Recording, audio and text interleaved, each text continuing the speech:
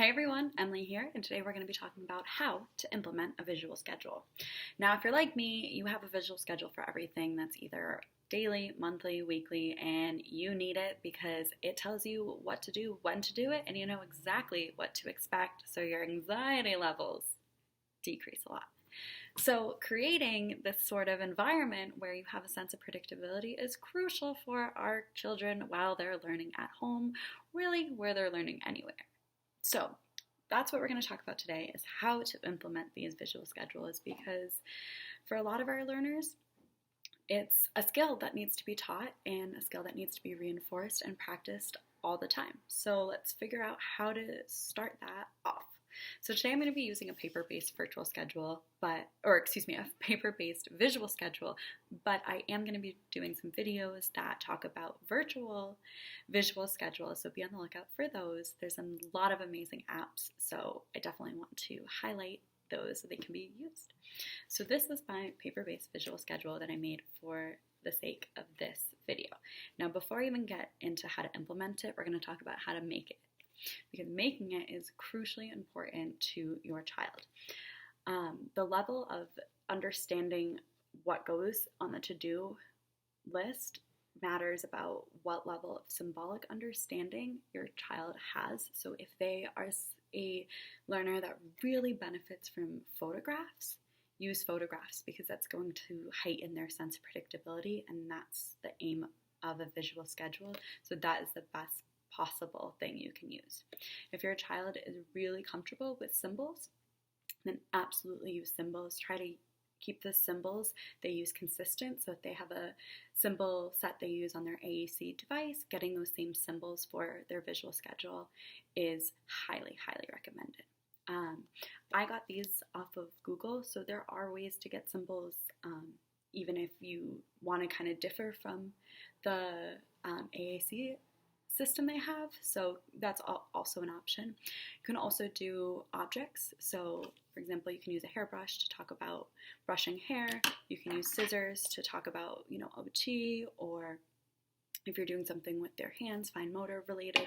So that's another thing that, if they're really not even at a photograph level or a symbolic level, they do much better with the actual objects. Totally fine. You can create a tactile visual schedule, or you can simply write it out or type it up. Those are all options, all great ways to create a visual schedule, and it really just depends on the unique need of your student child. So now that you kind of have an idea of how to create the visual schedule in terms of what materials will best suit your student, the next thing is how to set it up. I find using less boxes at first is best, because we don't want to overwhelm the learner. If this is something that they don't do all day, every day, then starting it and giving them so many options on their plate is going to be overwhelming. So as you can see on this one, I have 4 boxes to utilize, but I'm only going to use 2. I'm going to start off small, and what I'm going to do is introduce this to my learner by simply stating, hey, this is what we have to do. We're first going to do fitness. We're going to jump on the trampoline, showing them the symbol, putting it on the to-do, and I'm trying to keep my wording very concise and clear. And then if I have a timer or some sort of indicator of that, I might set it for a minute, something really short, or maybe I'll play a song and say, okay, we're going to do this for this song's length, or we're going to do this for this amount of time. And as soon as the timer stops or the song stops, I will put this into the other pile, or have the student do it if they're able to do so, because the more they can be involved with it, the better, so that they can understand that this is actually reinforcing and fun, because it helps build that sense of predictability. So once that first one is done, we'll go ahead and talk about the second one. Next, we're going to do a social studies activity. Show them the symbol. Again, I'm going to keep it really short, maybe a minute-long activity. Maybe they're coloring on a worksheet that has a map on it. Set a timer, set a song, whatever is going to indicate time best for your child. And as soon as that beeps or the song is up, have them or yourself put that in the check pile and give them a whole lot of praise, whether it's verbal praise, claps, high fives, whatever is reinforcing, singing a song to them. Just make sure that they are getting a lot of praise, because not only did they comply, but they with the activities you wanted, but they also followed a schedule. And following a schedule is a skill that is taught. So when they are learning it, we want to just congratulate them and make sure that they are getting the praise they deserve. So once you praise them, you can go ahead, pick 2 new activities or the same 2, whatever makes sense for you, and go ahead and just do that over and over again for an hour or 2, half hour here, an hour there, whatever makes sense based on their schedule. And the more they get used to it, the more you can add in icons.